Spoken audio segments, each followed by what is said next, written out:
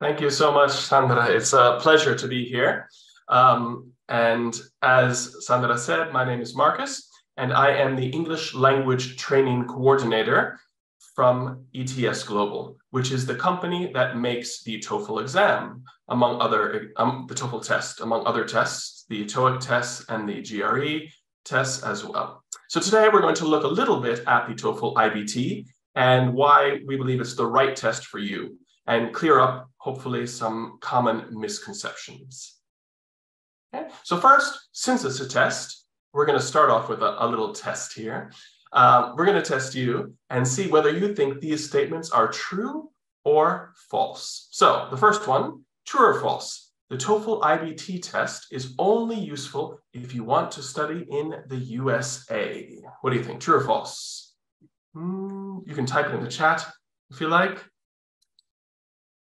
What do you think, true or false? You can type in the chat, just put T or F.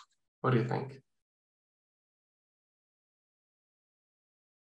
Okay, well, it is false. It is false, yes. The TOEFL iBT is accepted all over the world, not just the US. Obviously, it is widely accepted in the US. 90% of US universities prefer the TOEFL test over other English language tests. But it is accepted in over 11,500 institutions all over the world. So universities, visa programs, etc.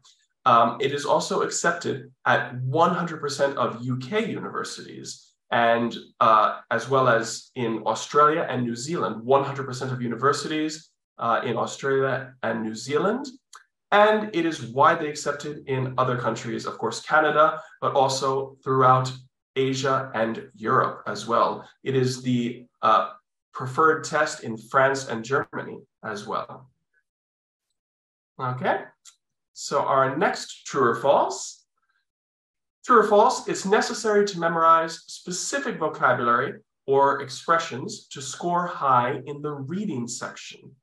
Okay, so do you think you need to memorize specific technical vocabulary for the reading section? Nah, it's false. It's false. The words selected for the vocabulary of the TOEFL iBT test are those needed to understand academic texts in English across various disciplines. Okay, so you don't have to worry about specific technical terms for engineering or very scientific terms. Instead, general academic terms. Okay. Third one, true or false? In the speaking section, you need to speak with a computer. What do you think? True or false? True or false? Well, this one is not exactly true. It's not a conversation with the computer. So the speaking section is done via computer. You do record your speech on the computer. However, it is not a conversation with a computer. The test takers record their answers in response to a written and or spoken stimulus. Okay? And the task is designed to reflect real-world academic environment encounters. Okay, so for example, you listen to a lecture, you summarize a part of that lecture, you express your opinion on what was read or heard, etc. And this format combines the strength of both automated and human scoring. So all the speaking and writing exercises are scored by both a human and a machine, okay? So artificial intelligence and human scoring are combined to get the most accurate and most fair and balanced score for all the writing and speaking activities. All right, and the next one, true or false, the listening passages are all recorded in American English. What do you think? True, false? It's false, yes. So starting many years ago, in 2013, in addition to American English, the listening and speaking sections of the TOEFL also contain British English and Australian English and New Zealand English as well. So you'll find a variety of native speaker accents, okay? North American, British, Australian, New Zealand. And finally, true or false, it is preferred that test takers use American spelling and pronunciation in their responses. Okay, so when you're speaking or when you're writing, it is preferred to use the American spelling pronunciation. It is. Did you figure it out now? Yes, it is false. There is no preference with reference to either spelling or pronunciation. All varieties of English are accepted. Okay? So it is quite an international test. So I'd like to first just go briefly over the structure of the test, and then we'll look at some changes coming to the test soon. And finally, we'll look at some tips for how to prepare for this test. And then I'll leave some time at the end for Q&A. I know I see some questions there. Don't worry, we will get to your questions at the end. So just briefly, the TOEFL iBT is part of the TOEFL family series of tests. And there are a variety of tests depending on the age and the level. So we do have TOEFL primary, starting at 8 years old, TOEFL junior, TOEFL ITP, and TOEFL iBT. There's also another exam, essentials, but we're going to be focusing today on TOEFL iBT, which is used to assess 4 skills: reading, listening, speaking, and writing at a university level. So it's really aimed for students from levels, technically A2, but really the main focus is from B1 to C2. So we're looking at students who are ready and able to function well in an academic environment. Okay? So why take the TOEFL? Well, as we said, it's academically focused, and the tasks are based on evidence of what students really need to do in the university classroom. Okay, so people at ETS, the company that I work for, the company that makes the test, have studied what language is really used in the classroom, and they use this language to design the tasks. And the idea is to provide the most fair and objective scoring, and there is no pass or fail. So different to some other exams that you might be familiar with, where you take, for example, one exam for B1 level, another exam for B2 level, another exam for C1, etc., etc. Here, there is no pass or fail. It is one exam that has a score, and depending on the score that you get, it will either place you into a level from B1 to C2, but also each institution sets the minimum that they require. So depending on which university or wherever you would like to study, they will decide what they require for their score. So it could be, for example, I want to study at this university, they require a 95, which would be a C1, for example. Another university may require an 80, for example, which would be a B2. Okay, so we'll look a little bit more at the scores after. But just so you know, there is no pass or fail. And also, as I mentioned before, the TOEFL iBT is the most widely accepted high-stakes English proficiency test in the world. Scores are accepted by more than 11,500 institutions, universities, and agencies in over 160 countries. And just another thing that I really like about the exam is that when you are preparing for the exam, it's very practical. It's very different from other exams which maybe specifically test your grammar with very specific exercises used to focus on a specific grammar point. This exam is really more about preparing the student to do well in a real-world academic setting. So what do you really need to be able to do well at an English-speaking university? Okay? So when you're preparing for the test, you're really preparing for real life, for the real life skills that you will use when you are a student in this English language university program. Okay? And just to give you an idea, 3 of the key things that the TOEFL iBT focuses on are things that are important to all students, regardless of the language. But for the university setting, summarizing, synthesizing, and analyzing information. Okay. All right. So I'm just going to check here to see if I missed anything in the chat. Yes. Okay. All right. Great. And next, how do you take the TOEFL iBT? Right? People are wondering, okay, this test sounds important, right? If you want to study abroad, so how can you do it? Well, there are actually several different ways to do the test.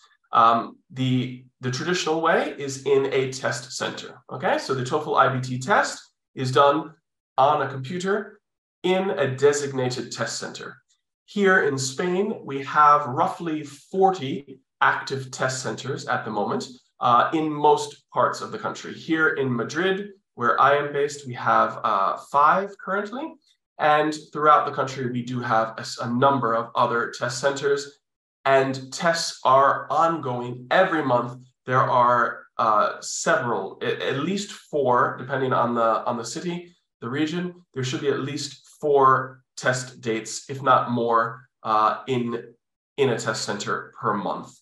So it is quite easy to find a test site and a test date. You just need to go onto the website, which I'll show you later, and you register, you create your account, you register, and you look for the closest test center and the available dates. Okay?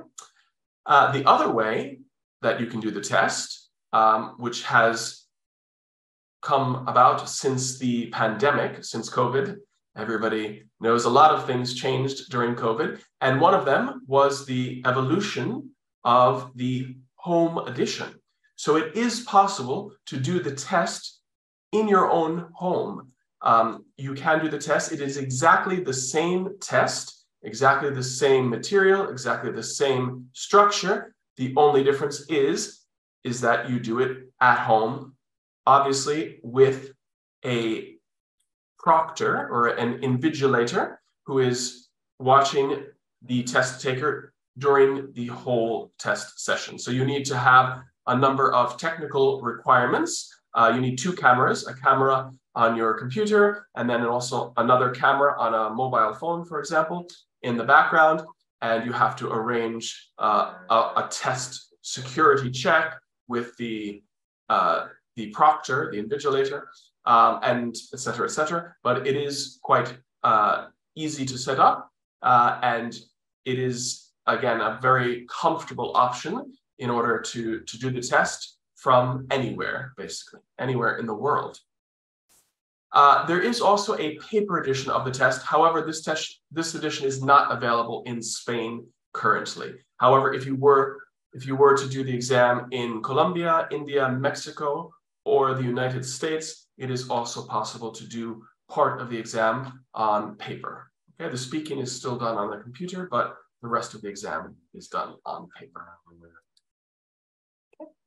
So, we've talked a lot about the exam, but I bet a lot of you are wondering, okay, but what is the exam actually like? What does it consist of? Well, here it is. 4 sections. Like I said, reading, listening, speaking, and writing. Okay, 4 sections. And each section is worth the same amount of points. So each section is 30 points. 30 points for reading, 30 points for listening, 30 points for speaking, and 30 points for writing, for a total of, who's good at math here? Yes, 120 points. And we will see later how those points correspond to different levels. But remember, each institution can set what minimum they require for acceptance into their program. Okay? And you might have noticed at the top here, it says, this is the test format until July 25th. Now you may be wondering, well, why only until July 25th? What's happening? Well, the test is continually evolving, and starting on July 26th, there will be some significant and, I believe, welcome changes to the structure and the timing, mostly the timing of the exam. And we're going to look at that in a moment. But for now, just so you know, this is the current structure. And we'll just look briefly at each section here. So in the reading section, you can see that there are 3 to 4 passages from academic texts. So each passage is approximately 700 words long. And these are taken from typical textbooks that you might find at a university. And again, nothing too specific or too technical. You wouldn't find advanced level physics or engineering vocabulary in there. However, you might find, for example, an excerpt, a text from an introduction to psychology, for example, or a history of Western Europe text. So for example, you may find these sorts of academic texts. Each academic passage is then followed by 10 questions, and most questions are worth 1 point, but a few are worth more than 1, but that will always be indicated if that is the case, okay? And with the reading section, the idea is to measure basic comprehension and also inference, right? To infer, to try to imagine what is being implied or suggested by the author, okay? And also reading to learn. So the idea is that you don't necessarily need to know every single word in the text, but the idea is that as a student, you might find concepts or words in there that are new, not only to you, but also to maybe to native speakers of English. But the idea is that you will then be able to learn from this and show that you have learned something in the questions that follow. Okay. Next is the listening section. And the listening section, again, consists of 3 to 4 lectures. So remember, a lecture in English means a speaker speaking about something, a talk, right? And there may also be some classroom discussion. So it could be the professor speaking alone, or professor speaking and interacting with students in a classroom. Okay, so again, these are very practical type, realistic settings for using academic English. Each lecture is approximately 5 minutes long, and they are followed by 6 questions. And then we also have what we call informal campus conversations, or sometimes they're also called service encounters, okay? So these types of conversations could be between 2 students, for example, like, oh, hey, have you heard they're closing down that residence and they're changing everybody to another dormitory. Oh, yeah, really? Where did they move you? Etc.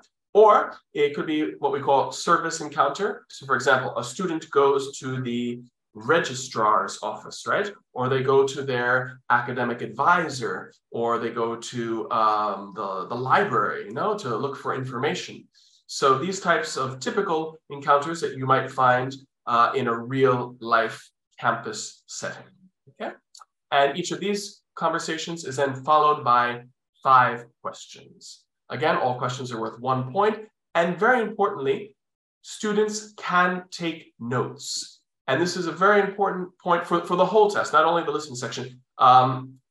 Throughout the test, you are allowed to have paper and pen and to take notes throughout the test, which is, again, I think a very practical, realistic way to approach a test like this, because at university, that's exactly what you do, right? You listen to the professor, you take notes, or you read something, you jot down the important points, and then you use that information to produce something, which is what we will do in the next sections.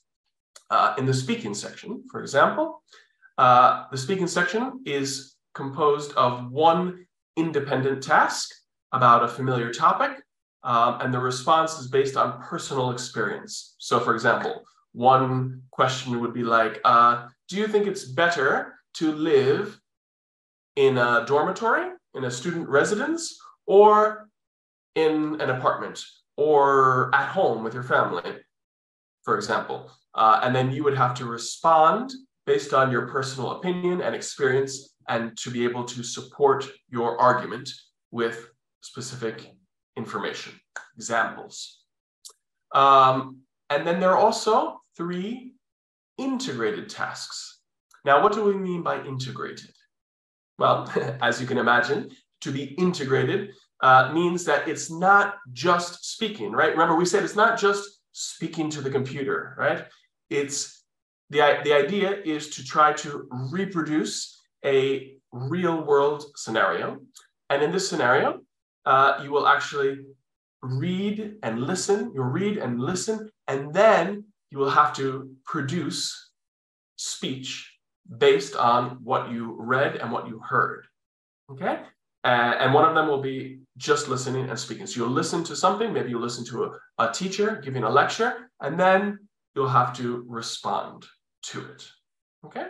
So the idea is that it's not just speaking in an isolated scenario, it is integrating your knowledge and your skills and then producing something as a result. And the same thing with the writing. The writing also has one integrated task, which is composed of reading something first, then listening to a short excerpt, and then writing about it, okay? So it's a short academic reading, listening material, and usually you have to compare and contrast information, depending on what you read and what you heard, compare and contrast, and produce written material. And then there's an independent task, which is, again, more based on personal experience or opinion. This is the task which is changing in the new version, and I will explain more about that now. But just, you know, the independent task is changing for a slightly different and shorter task, okay? You'll notice that there's a word count here, and a common question I always get is, oh, Marcus, what happens if I don't write enough words, right? It says 150 to 225. What if I write 132? Or what if I write 350? What happens? Nothing. Nothing happens. This is a suggested word limit. This is the suggested amount of words typically needed to fulfill the task. But the important thing is that you fulfill the task, that you meet the expectations and the requirements of the task. It doesn't matter if you use a few less words or a few more, okay? And the same thing with the speaking too. We have a time limit for the speaking, but again, if you fulfill that task within the time limit and you get cut off in the middle of a sentence, that's okay, as long as you have fulfilled the expectations of the task by the time limit, all right? And finally, as I mentioned before, these scores do have an equivalency with the European Framework for Languages here. So you can see that here we have, again, for A2, we really don't, the IBT isn't really appropriate for A2 level. It can measure some things, but really for studying in an academic setting, using English at a university level, B1 would be the minimum. So a total score, remember, the score is from 0 to 120. So a total score of 42 would be a B1. So from 42 to 71 would be B1. A total score of 72 would be a B2. So from 72 to 94. A total score of 95 would be a C1, and then 114 would be a C2 level. Okay, and you'll notice that as well, there are levels for each of the 4 skills. Some universities, some institutions may require a minimum in a specific skill as well as the specific total score. So always check whenever you are applying to a university, please check the exact requirements. What is the total TOEFL score that they require? And also check if they require a specific subscore in speaking, for example, or in writing. Okay, those are the most common secondary requirements usually. You can also see, yes, on the website here below, you can see a full chart comparison. And how do you get your scores? Well, the good news is the scores come very quickly. Within 4 to 8 days after your test, you should receive the score report, okay? And they're valid for 2 years after the test date. All right, any questions? Well, we'll save the questions for the end, but if you do have any, please remember to write them down in the Q&A, and then we will look at them at the end. But as I said, this is the current structure of the tests, but some great changes are coming very soon. As I said, the 26th of July is when we will see the enhanced version of the TOEFL iBT. So in the current version, before July 26th, the test lasts approximately 3 hours, 15 minutes, 3 hours and 15 minutes, more or less. And ETS has been hard at work redesigning the IBT to offer the same exact score, the same quality, and to assess the same exact skills and competencies, but by streamlining it, right? So to remove excess material and to shorten the length of the test. So they have removed some unscored items that were there for kind of test purposes, practice purposes. They've streamlined the instructions, so they've reduced and made more concise the instructions. They've removed one reading passage and the associated questions. They've also tweaked the listening, so you won't have any extra passages in the listening.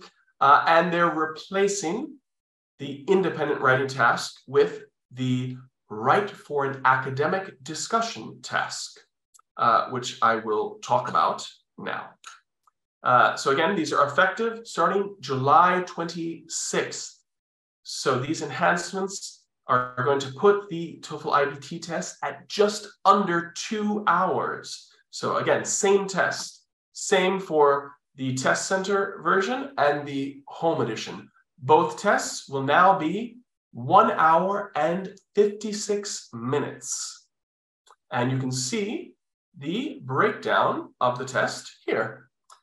The structure, again, reading will now consist of 2 passages, 10 questions per passage for a total of 20 questions and 35 minutes.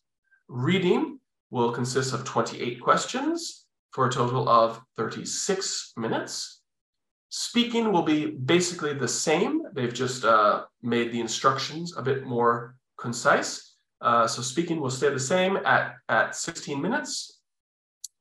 And writing will be reduced to 29 minutes. The first task, the integrated task, remains the same, but the second task, the independent task, will be changed for this, the Write for an Academic Discussion. So in this task, the test taker is expected to respond to or build on ideas expressed in another text, and to clearly state or elaborate a position or an argument, and to show accurate and meaningful use of a range of grammatical structures and vocabulary in the academic context. Okay, and the idea is that the task demonstrates proficiency in a shorter time with the same high level of reliability and validity. So it's a more modern task. Okay, the idea is that it's very similar to something you might do now. For example, in your classroom, maybe you use Google Classroom or Teams or Moodle, for example, and your teacher might have a forum and they might post a question in the forum, and you have to read something and to respond, and then to respond to your classmates. So the idea is that it will mirror this type of real world activity with a shorter 100 word suggested word count. Okay. And the idea is that these activities, the new version of the test, will be accompanied by activities to help you prepare for the new version of the test, the enhanced version. So some of these materials are coming out now. I'm not sure exactly which of these are currently available right now and which are still coming. They should be coming any day now if they're not available yet. We do have free practice tests, which I'll talk to you more about now.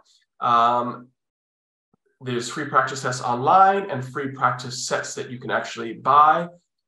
There's test prep online, and we will have a new app coming as well, which will offer free AI scored practice sets on mobile. So we're going to actually give you the opportunity with this free app to actually do the test and to see how you would really score using the same AI that we use to score the actual exams.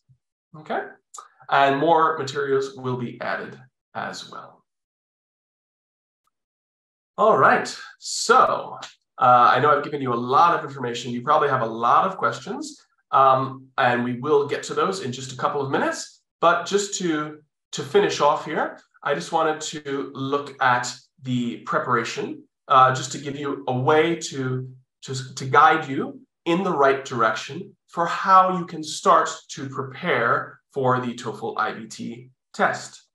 So again, if you go to our website, I'll post this. I don't know if the chat's active now, but if not, maybe we can send it later or post it later in the chat. But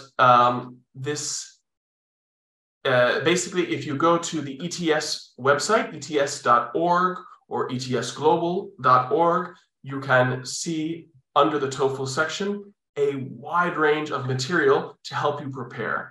And there is a ton of free material that we have on there. For example, this TOEFL iBT test prep planner. This is a PDF file that you can download completely for free. And it is like a 70-page booklet, which takes you through 8 weeks of how to prepare for the test. Okay, so the idea is you can download this PDF, and it gives you a very structured way to look at each section, each type of task on the TOEFL iBT, and how you can prepare on your own or with a teacher for the test itself. So I highly recommend that you check out this. Again, I'll try and share the link later to the TOEFL iBT test prep planner. And again, you can do a free practice test online, exactly the same as you would for the real test. You'll see the exact same screens and the same structure that you would see for the real test, so that you become familiar with the test as much as possible, because this is what will really help you to do well on the TOEFL iBT test.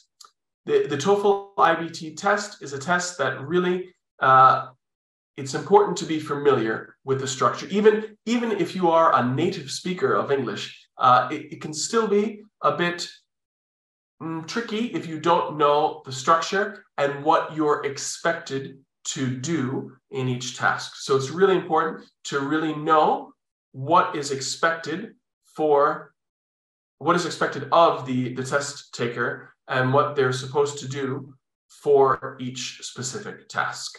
Okay?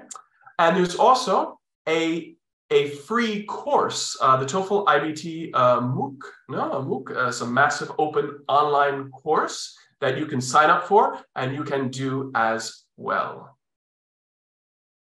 And again, we also have a ton of free videos out there. If you subscribe to our YouTube channel, you see TOEFL TV, and there you can see videos which give an in-depth look at each section of the test: reading, listening, speaking, writing, the structure, the scoring criteria, sample responses, tips, etc., etc. So again, I recommend you subscribe to the YouTube channel, and also you can follow us on all other social media as well. You can follow on LinkedIn, Twitter, Facebook, and Instagram as well. There's various, there's the TOEFL official page, there's ETS, ETS Global, etc. And of course, we have an app, which you can download on iOS or Android, and it is the TOEFL Go Global app. And you can find this app. This app will be updated soon as well. Into a new version will be coming. Basically, a new version of the app will be coming with the new exam format and the materials to help prepare for the new format of the test coming in July. But for now, we have this version. And again, it's a great resource, very easy to use. You can find free sample questions. You can practice with automated scoring. And it also tells you how to register and frequently asked questions as well. And also, we do have some paid resources as well. If you really would like to get like a printed book or an ebook version, we do have resources that you can purchase online, practice online, the official guide to the TOEFL test. This might be especially useful for teachers, if there are any teachers watching now, or if there are any students who have a private teacher, they might, if you want to prepare this with a teacher, this book is quite useful, the official guide to the TOEFL test. And then there are also practice versions as well, and you can buy different versions of the test to practice with. And again, as I mentioned before, there's the free practice test online with the new version coming soon for the test. Okay, and you can get feedback on all the skills and complete tests, half tests, even speaking tests. And finally, to sort of finish up with a couple of other tips here. So the next step really is to practice on your weakest skills first. So this is the great thing about doing the practice test. If you do the practice test, you can use the score report and the performance feedback analysis that you get from doing the practice test in order to determine which skills you really need to work on most in order to increase your score. So maybe you need to work on speaking, for example, or writing. So a way to really practice this is to do the practice test, see what you need to improve, and then look at the specific ways to practice those skills and the different types of tasks for those skills. And of course, follow the skill building tips and use the targeted practice on the TOEFL Practice Online. And lastly, the TOEFL test is in many ways like any other test. So some kind of universal truths are out there. One, of course, read the instructions, right? read the directions, carefully follow the directions. Make sure you know exactly what you have to do and what they're looking for and how much time you have to do it, okay? Don't panic. I know it's easier said than done, but try not to panic and try to concentrate exclusively on the current question. Don't think about, oh, I answered that other one wrong. All right, I know that this can be tricky, but this is something that you can improve with practice, you know, to focus on the current task. and avoid spending too much time on any one question. So if you've given the question some thought, you still don't know, try to eliminate as many choices as possible and select the best choice. You don't lose any points for putting a wrong, you don't lose any extra points for putting a wrong answer. No, you only get points for correct answers, but you won't lose points for incorrect answers. So take your most educated guess. And finally, pace yourself. Just remember, you have a limited amount of time, so it's very important to be aware of the time limit for each section and practice. You need to practice really. I think anybody who's doing this test really has to have a good idea of how much time you have and how long it really takes to complete each task. So the only way to do this is practice, practice, practice, right? You'll have a clock there to alert you when you have 5 minutes remaining, but really the more you can practice with the actual time, the better. And that brings us to the end of my part of the presentation. So I would just like to say thank you so much for listening. I hope this has been useful. And again, you can contact us. This is our contact email here. And I'll see if I can put some of those links in the chat as well.